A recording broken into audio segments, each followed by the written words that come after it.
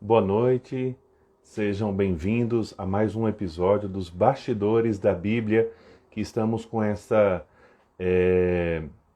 temporada especial, que é a temporada de Quaresma. Os Bastidores da Bíblia esse ano vai ser um pouco diferente, como eu já dizia, vai ser por temporadas, então vamos ter essa primeira temporada da Quaresma. Já estamos hoje no terceiro episódio dessa temporada de Quaresma, que se chama Uma Quaresma em Verbos, né?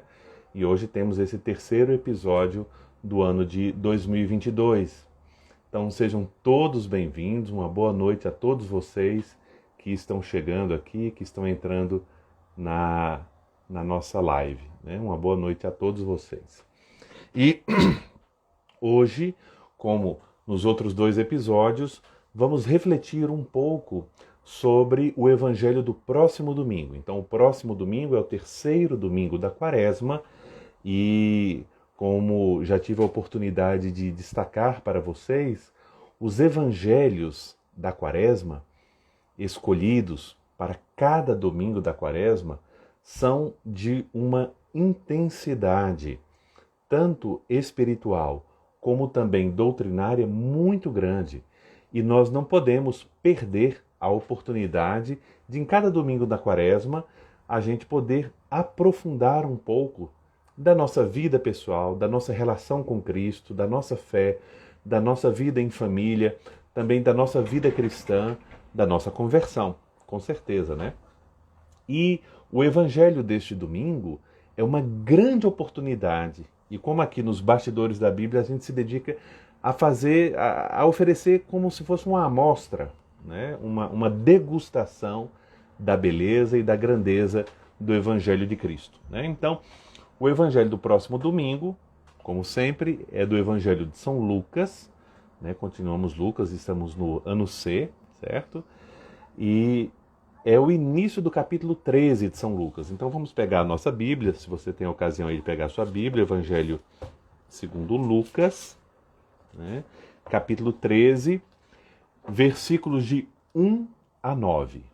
Capítulo 13, versículos de 1 a 9. Estou seguindo aqui a tradução da Bíblia de Jerusalém, né? Então, Lucas 13, versículos de 1 a 9. Eu vou ler.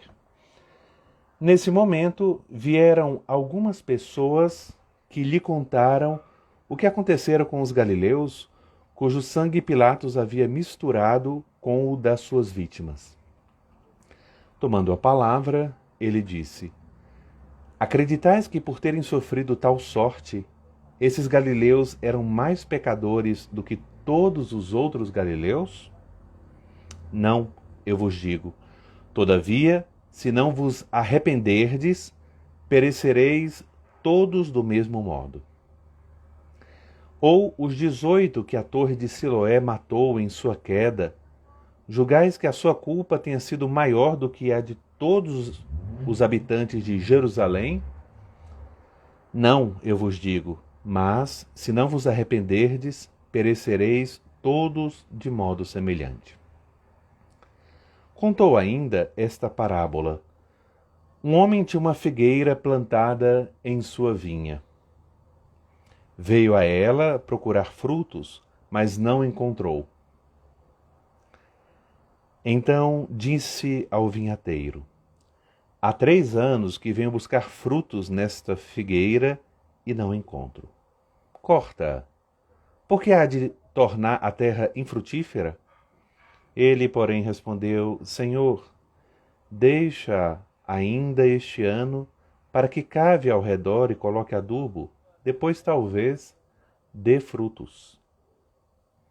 Caso contrário, tu a cortarás. Então, esse é um texto muito importante, infelizmente pouco conhecido e pouco comentado, não é um trecho do Evangelho que está assim na memória de muitos de nós, né? Não é um texto daqueles que nós chamamos de textos famosos do Evangelho, mas é um texto muito importante e hoje eu tenho a tarefa de mostrar a vocês o porquê disso. Porque também, além da sua importância, é um texto muito atual, né? Muito atual mesmo. Nós vamos ver o porquê disso, né? E não é um texto fácil, né? Ô, Oreta Barbieri, está do Rio Grande do Sul, seja bem-vinda, né? Não é um texto fácil, é um texto que é dividido em duas partes. Primeiro, nós temos um relato de notícias e a interpretação que Jesus dá dessas notícias, e depois nós temos uma parábola. Então nós vamos comentar essas duas partes do Evangelho deste domingo, que parecem estar justapostas ou sem nenhuma relação entre si, mas essa falta de relação ela é só aparente, porque se São Lucas colocou aqui uma seguida da outra, é porque sim, existe uma relação, e vocês vão notar isso com a nossa reflexão. Então vamos para a primeira parte, ou seja, os primeiros 5 versículos, o versículo de 1 ao versículo 5, que a gente poderia dar o seguinte título: 2 fatos e um ensinamento.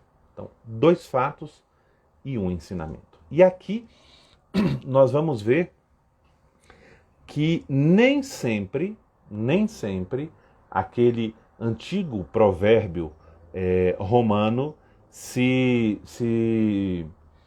verifica, né? Vox populi, vox Dei, ou seja, a voz do povo é a voz de Deus. Nós vamos ver que precisamente aqui a voz do povo, ou seja, o nosso modo de entender a vida, o nosso modo de ler os acontecimentos não coincide com a visão que Deus tem da nossa vida, dos acontecimentos da nossa história, do nosso mundo, né?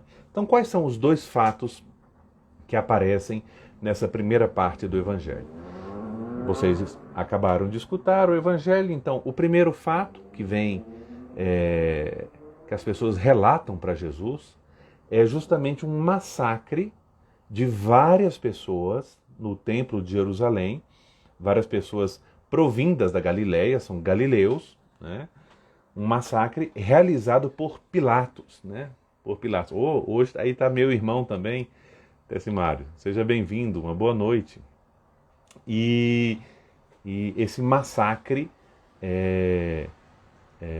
realizado por Pilatos, que era governador da Judéia na época de Jesus, né? Conhecemos bem esse personagem, Pôncio Pilatos. E Pilatos era conhecido pela sua frieza e também pela sua conduta violenta, né, na repressão de qualquer movimento de rebeldia ou de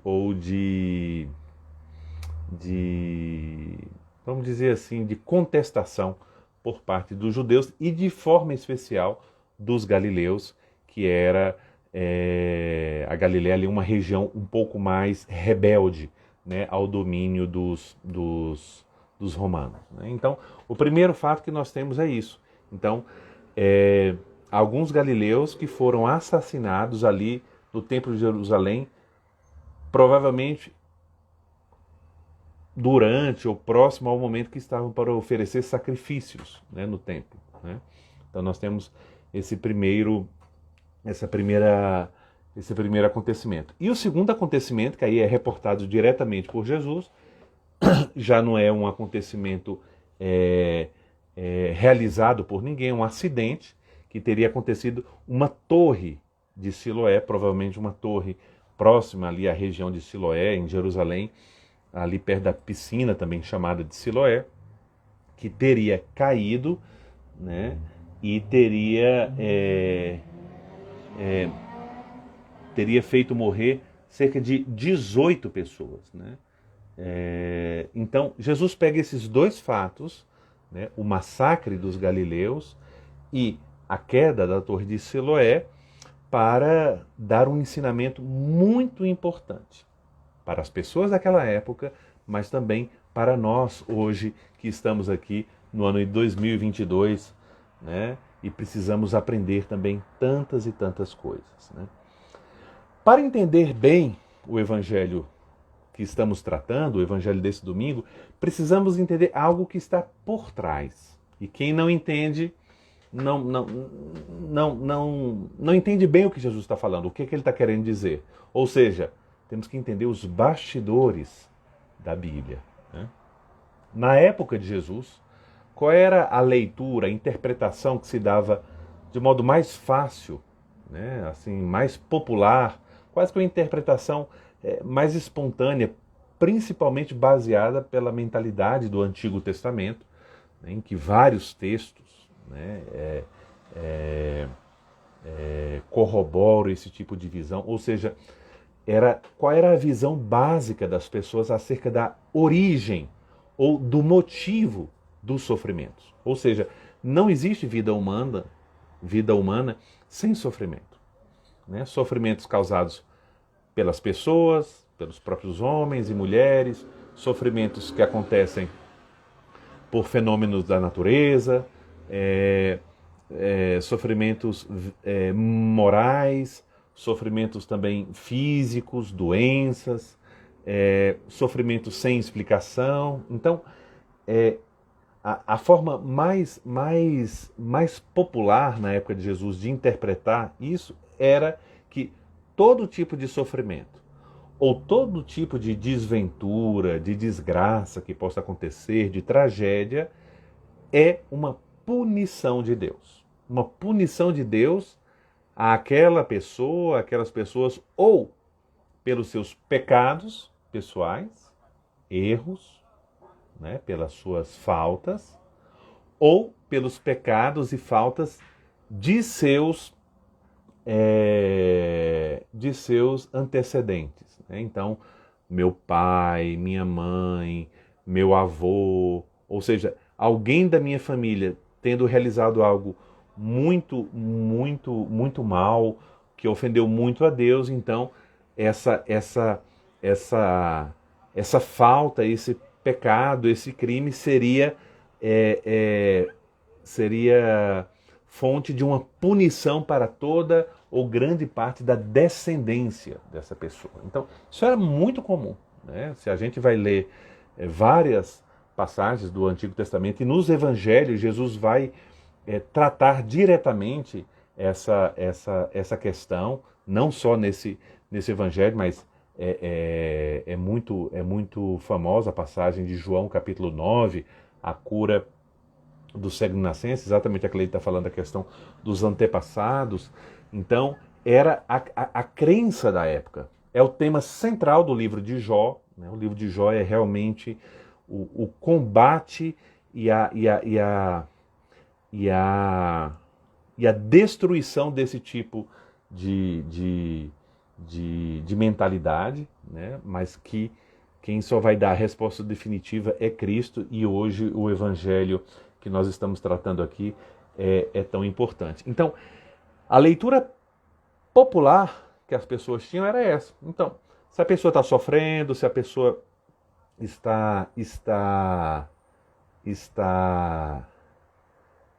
morreu de um modo violento, né, um acidente, então é um castigo de Deus, é uma punição de Deus.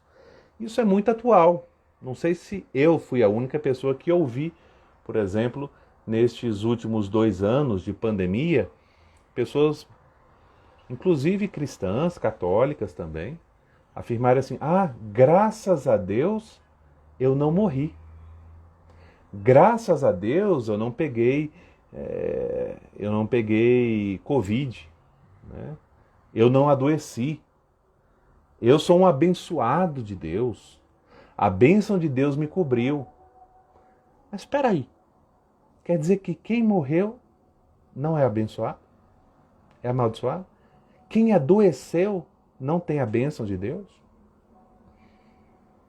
Quer dizer que a doença é um castigo de Deus? É devido a alguma... Porque se é um castigo de Deus, das duas umas, ou a pessoa está atribuindo esse castigo àquela pessoa por um pecado dela, ou porque Deus é vingador e punitivo. E não há nada mais alheio à visão cristã do que raciocínios assim. Estamos em tempo de guerra, triste guerra, entre a Rússia e a Ucrânia. Que bom que eu não estou lá. Deus me abençoou, Deus me livrou disso. Será? Será que é assim a forma de ver? Então, Jesus nota nessa forma que as pessoas trazem as notícias para ele, que conversam com ele, ele nota essa visão distorcida do ser humano, do seu destino, e uma noção, uma visão distorcida de quem é Deus. Né? De quem é Deus. E o que é que acontece nessa visão? Porque quem está se achando, está julgando, está fazendo a avaliação do que aconteceu com os outros, como é que avalia isso? Olha, eu não sou pecador, ou não sou pecador como aquele, eu sou justo, por isso fui protegido daquele mal, e assim a pessoa gera dentro de si um conforto interior, quase que uma anestesia interior, e não se vê necessitado de mudança, de conversão, e, infelizmente, quase que merecedora da salvação, da bênção de Deus. Então, vamos olhar aqui de perto, e eu queria que você acompanhasse isso comigo, qual é a visão de Cristo para um acontecimento quando se dá por causa da maldade de alguém, por exemplo, Pilatos, uma repreensão sangrenta, violenta, ou um acidente, como a queda da Torre de Siloé, como é que Jesus interpreta o fato. E nisso ele nos ensina a verdade, não a mentira, nos ensina a verdade. A primeira coisa que Jesus deixa claro para nós, nessa passagem do Evangelho, é que essa postura de encarar esses fatos tristes, né, tanto do massacre daqueles galileus como da queda da Torre de Siloé, e essa forma de interpretar essas desventuras como punição divina, é uma ilusão. Tanto que o Evangelho usa o verbo, Jesus quando pergunta, ele está falando, pensais, acreditais, o que é que vocês estão imaginando? Ou seja, Jesus, antes de tudo, já quer dizer para nós, olha, essa forma de pensar é uma ilusão. É uma ilusão. Não é assim. Essas pessoas não morreram por ser mais pecadoras. Essas pessoas não morreram por ser mais culpadas. Ou você que está falando, está vivo, ainda não morreu, porque a morte é algo que vai acontecer com todos nós, mais cedo ou mais tarde, né? Como diz o escritor italiano, a vida é uma aventura da qual ninguém sai vivo, né? Então, Jesus quer, então, aqui nos alertar sobre essa ilusão. E Jesus fala com palavras fortes, né? Acreditais que, por terem sofrido tal sorte, esses galileus eram mais pecadores do que todos os outros galileus? Não, eu vos digo. Não eram. Todos são pecadores. E alguém é mais pecador ou menos pecador, isso não vai redundar num tipo de morte diferenciado, num tipo de morte ou de sofrimento, porque Deus não pune os pecadores, castiga os pecadores dessa forma. Se fosse assim, por que nós estaríamos vivos? Se fosse assim, por que nós teríamos tantos benefícios? Deus é bom para justos e pecadores. E ensina o caminho da verdadeira conversão a todos nós. Porque o que Jesus quer nos alertar, e ele segue, diz, não eu vos digo, todavia, se não vos arrependerdes, e vamos depois tratar desse verbo aqui, arrependerdes, converterdes, se não vos converterdes, perecereis, morrereis todos do mesmo modo. Porque Jesus aqui não está só a falar da morte física, mas também da morte espiritual, a morte da alma, a condenação eterna. O risco de avaliar Deus como aquele que pune os pecadores, os perdidos, e ver em todo o sofrimento uma punição, é que eu me fecho ao próprio Deus. Não busco a minha conversão e me torno juiz condenador dos outros. Então, isso é muito importante. E como é que Jesus abre a nossa visão? Porque ele quer nos mostrar a verdadeira imagem de Deus. Quem é Deus? Toda essa passagem bíblica ela está voltada para a verdadeira revelação do rosto de Deus. Essa é a grande missão de Jesus. Mostrar o verdadeiro rosto de Deus. Por isso Deus se fez carne.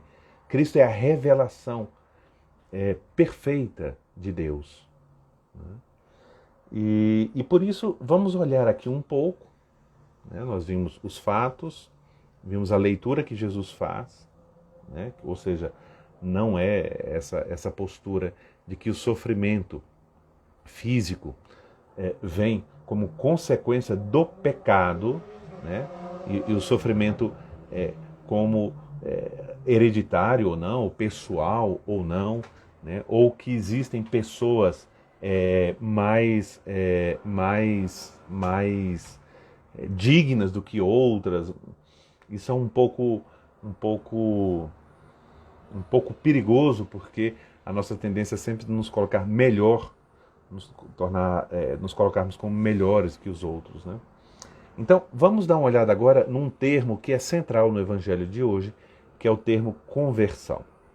Na Bíblia, quando a gente fala de conversão, nós temos dois termos para falar o que em português nós tratamos como conversão. No Antigo Testamento, principalmente, existe o termo hebraico shuv, que quer dizer voltar, mudar de direção, tomar a direção oposta. Então, muitas vezes, principalmente na pregação profética, quando aparece o termo converter-se, significa voltar para Deus, mudar o caminho. Se eu estou indo para o norte, agora eu vou para o sul. Se eu estou indo para o leste, agora eu vou para o oeste. Mudar de direção. Isso é muito importante. Então, esse é uma dimensão da palavra conversão que fica mais também na nossa palavra portuguesa, que deriva diretamente do latim conversio. Ou seja, conversão é fazer um retorno, mudar de direção, voltar.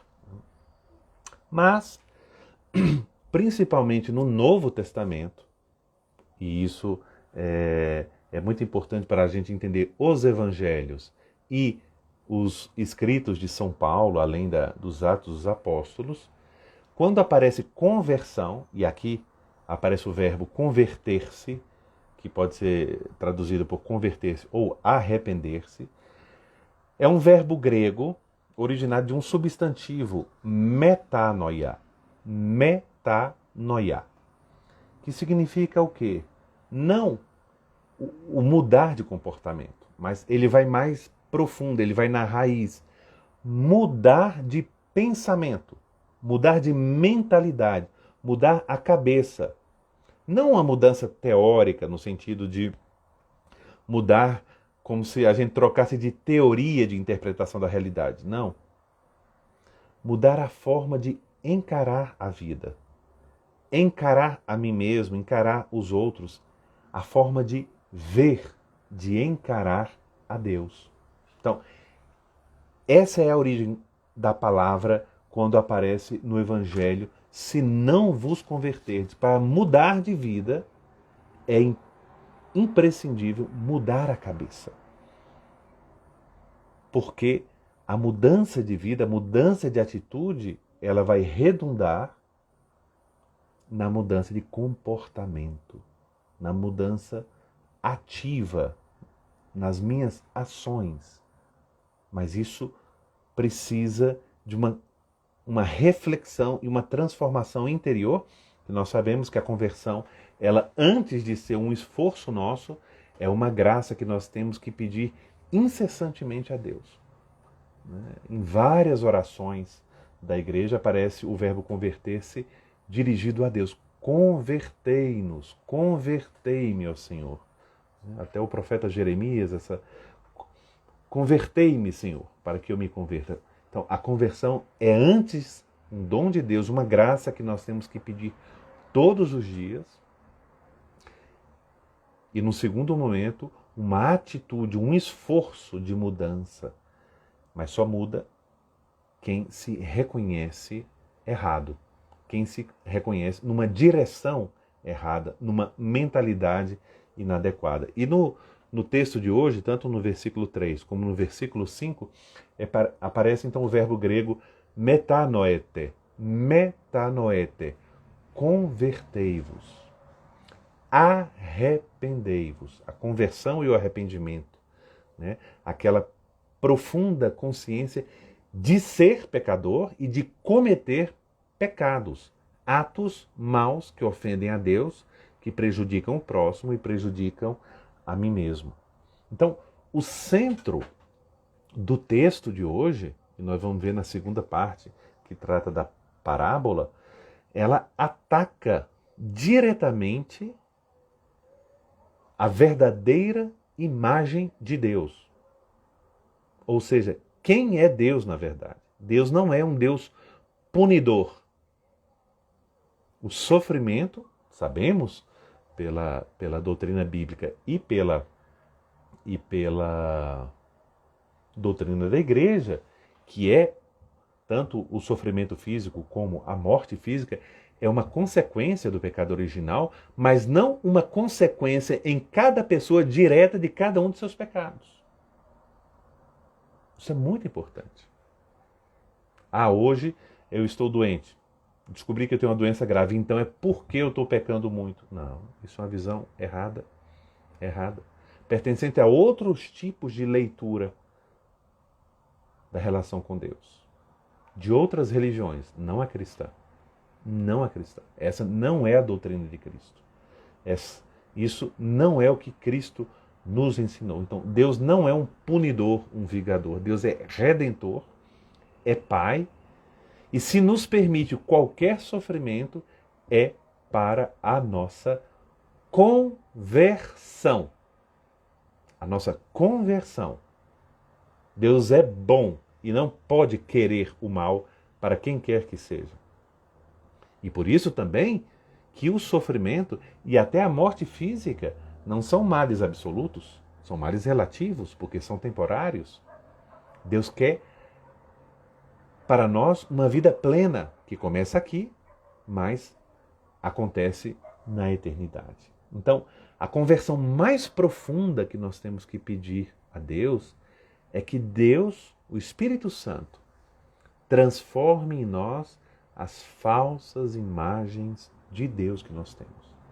Devido a doutrinas erradas, devido também a experiências negativas que nós tivemos, a estratos culturais que não ajudam muito o nosso modo de ver a vida e de ver a Deus, né? Então, isso nós vamos ver nos próximos 2 domingos que vamos ter, o 4º domingo da quaresma e o 5º domingo da quaresma, com os textos que nós vamos ver Jesus continuando a nos mostrar quem é verdadeiramente Deus, né? Quem é verdadeiramente, como é diferente da imagem, por exemplo, que os fariseus tinham de Deus, né? Então nós vamos ver. Então, por isso que no Evangelho de hoje, Vox Populi, a voz do povo, não é a voz de Deus.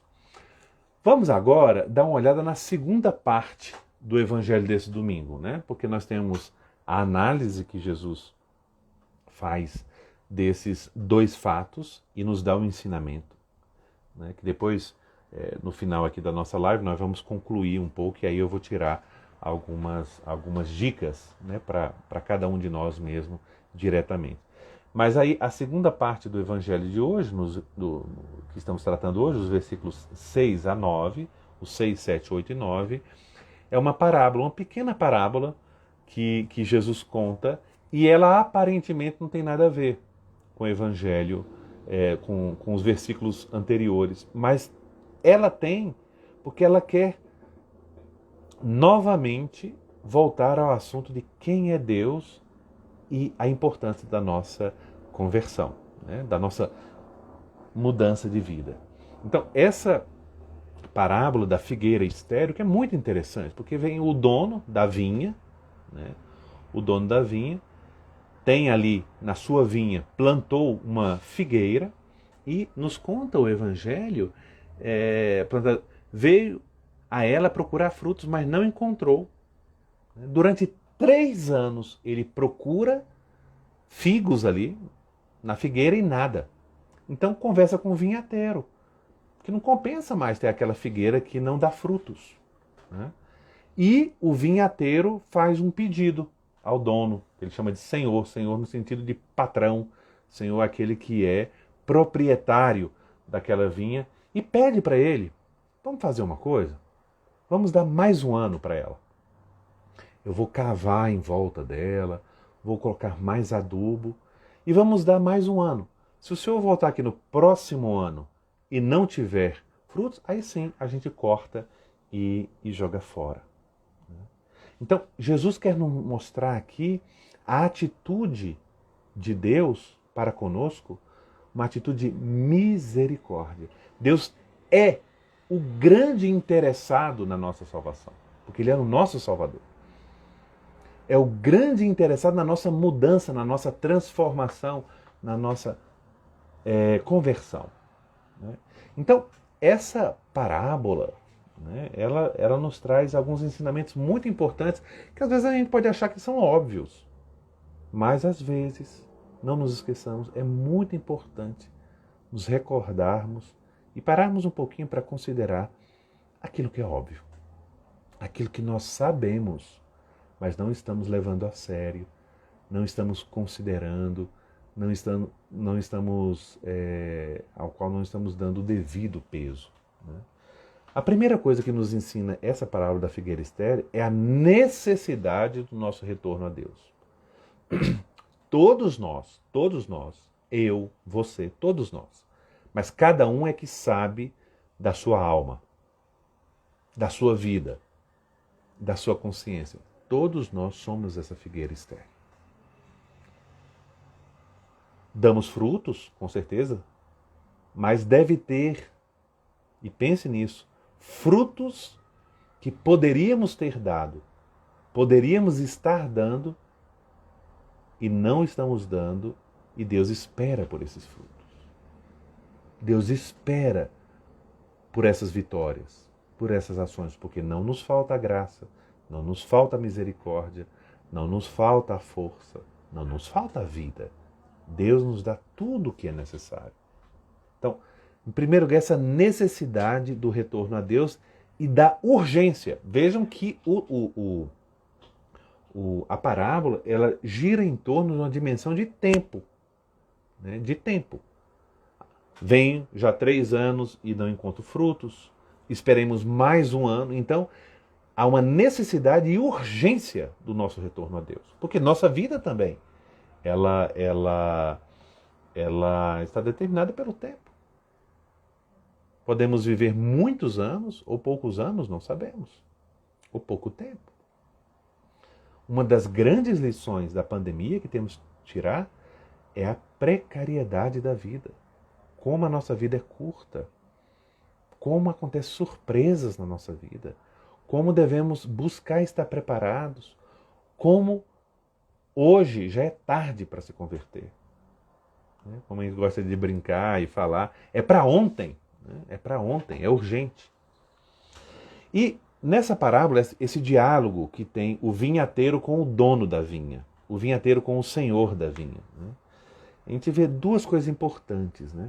Primeiro, a paciência de Deus. Deixemos mais um ano. Deus não quer queimar, não quer ceifar, não quer destruir, não quer nos punir.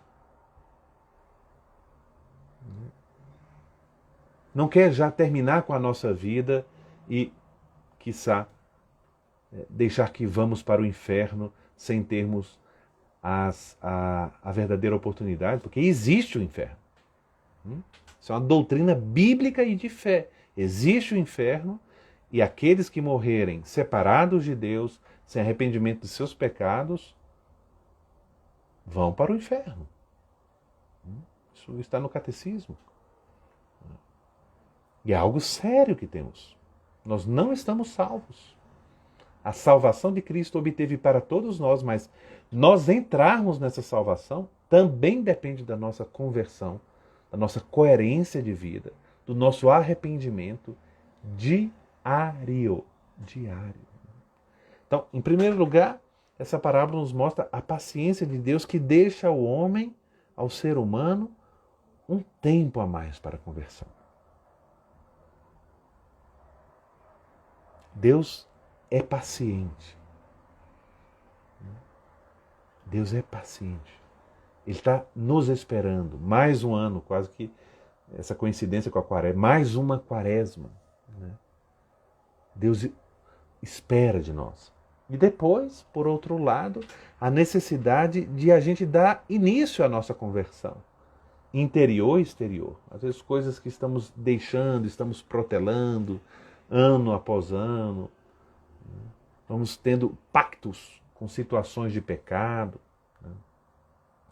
Eu queria terminar então, porque eu acho que é um tema importante, né, esse tema da conversão, um tema central na quaresma, colhendo alguns conselhos do Papa Bento XVI a partir, o Papa Emérito Bento XVI, a partir desse texto do Evangelho, quando ele fez uma reflexão sobre esse texto do Evangelho, e eu acho que pode nos ajudar muito, coisas bem práticas, bem simples. Né?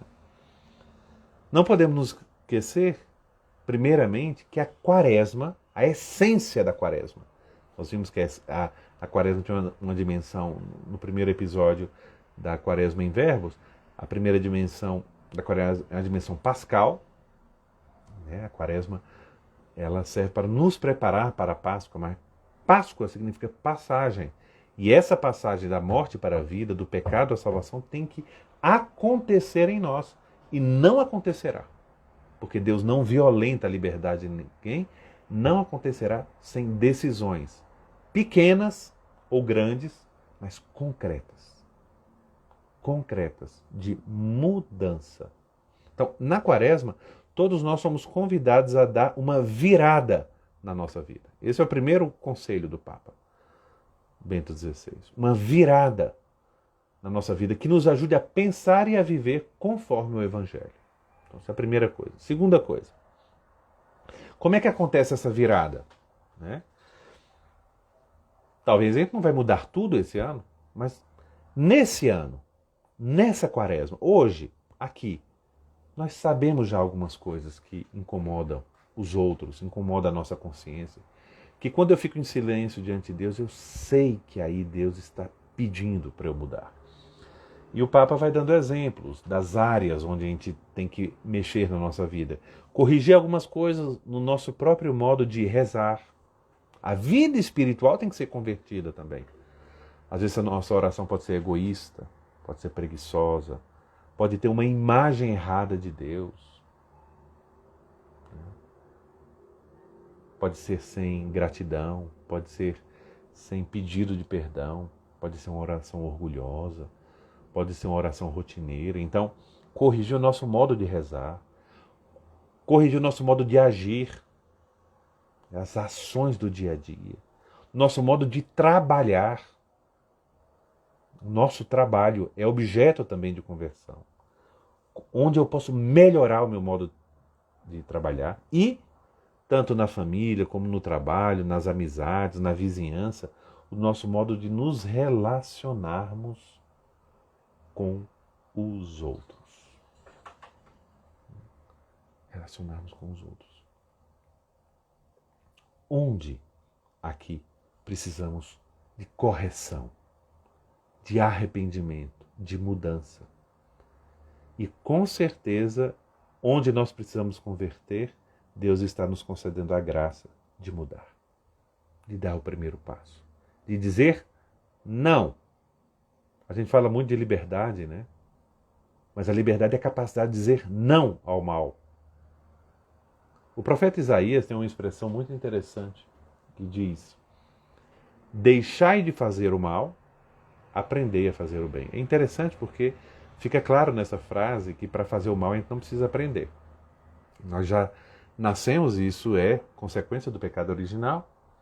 Nós já nascemos com essa inclinação para fazer o mal, essa concupiscência. Qual é o mais difícil? Acordar cedo para rezar ou ficar dormindo mais um pouco por causa da preguiça? Claro. Qual é a inclinação nossa?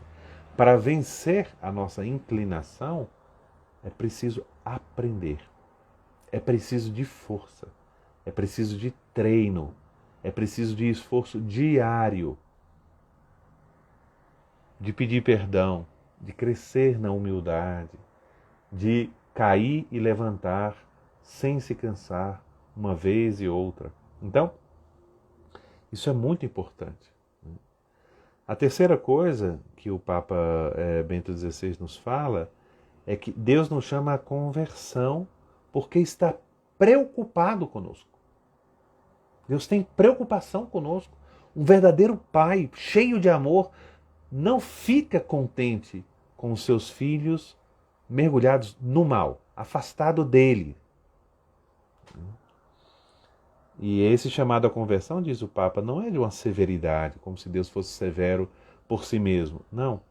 A severidade, a força na voz de Cristo é sinal de amor, de paixão por nós. Está preocupado com o nosso bem, com a nossa felicidade, com a nossa salvação. E, diz o Papa, a nossa parte. A partir dessa parábola, qual é a nossa parte?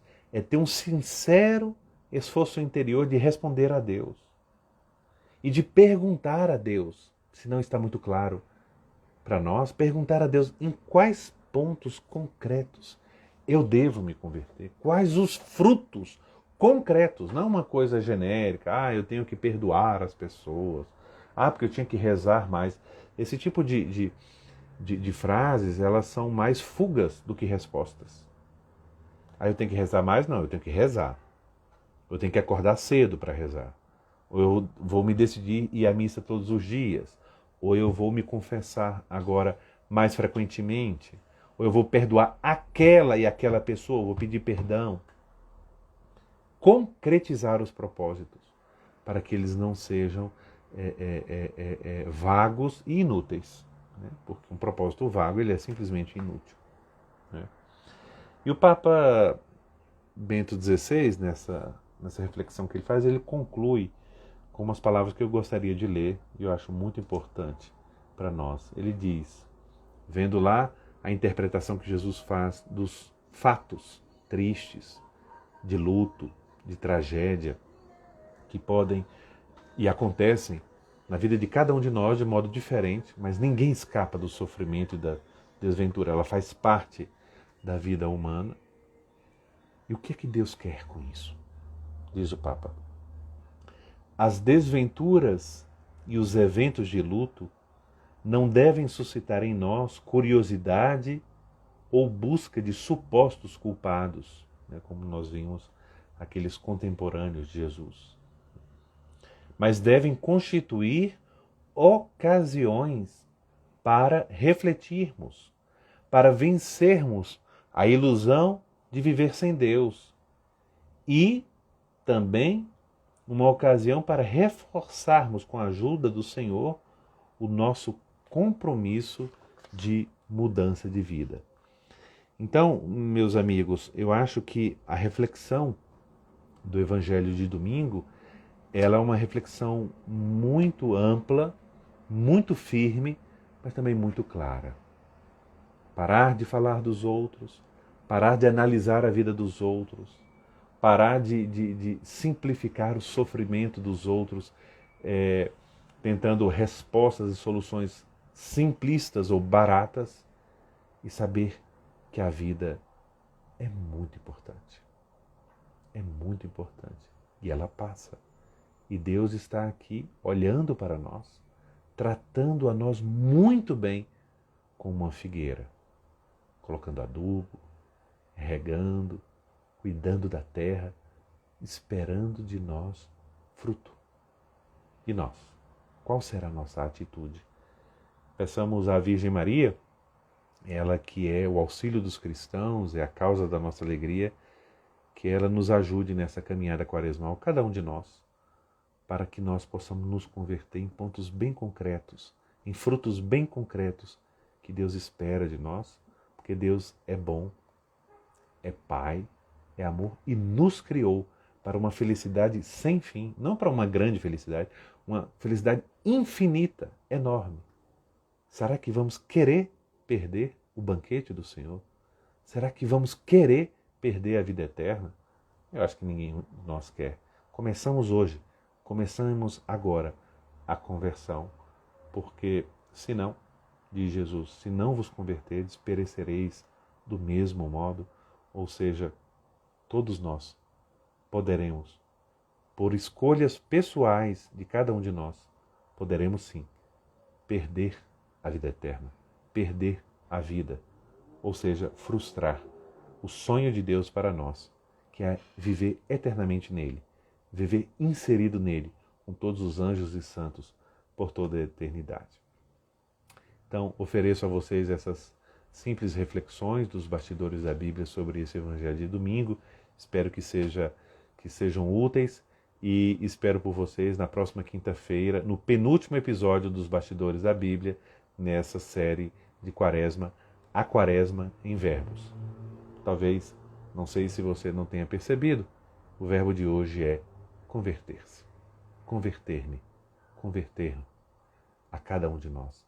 E esse verbo começa na oração, quando a gente pede a Deus, converte-me, converte-nos. Uma boa noite a todos. Até mais.